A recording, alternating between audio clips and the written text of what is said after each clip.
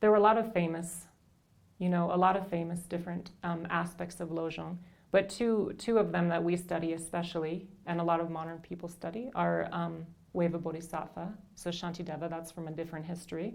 And then also 37 Practices of a Bodhisattva. And Gyaltsen Tokme Zangpo was following the Kadampa lineage. He was inspired by the 7-point mind training text and wrote those teachings. Later in the Longchen Nyingtik, so our lineage, what's really well known is that Patrul Rinpoche started a renaissance of the Lojong teachings. And he made those teachings really famous by, he taught the way of a bodhisattva,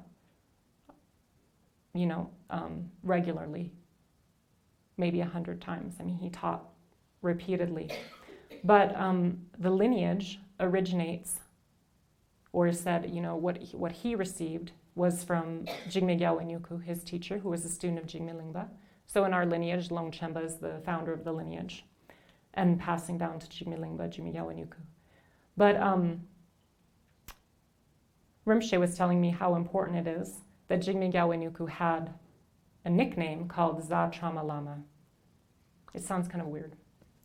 But what it means was, his teacher, Jigme Lingpa, told him, you need to train in the Lojong teachings, and in the, not just Lojong, all of the Longchen Nyingtik lineage masters trained in Lojong, and then the teachings of Zopa Chimbo together. They combined those. It's a very special type of lineage practice. So he said you need to stay in retreat in Zachuka, so the place where he was, and you need to stay there so long that people don't even remember your name anymore. And all they call you is Za Rama Lama, because you're the Lama who just lived in that one place for your whole life, and that's all you did. You were so devoted to that practice and realization. So he became named after that place, and Rinpoche was telling me that this is one of the special features of the more modern Lojong masters, especially in the Longchen Nyingtik lineage, that they were solely committed to training in Lojong and Zopa Chimbo and staying in retreat for their whole lives and really just devoted to those practices.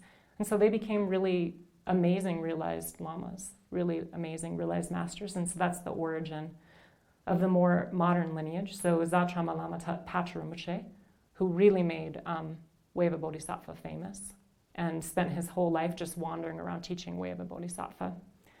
And then that lineage was passed down all the way to our Lama, Rinpoche's Lama, who's also my Lama, who also taught Wave of Bodhisattva and the Lojong teachings every single year, and did a Wave of Bodhisattva offering practice, which was composed by Patrul Rinpoche, which we're also starting at our center.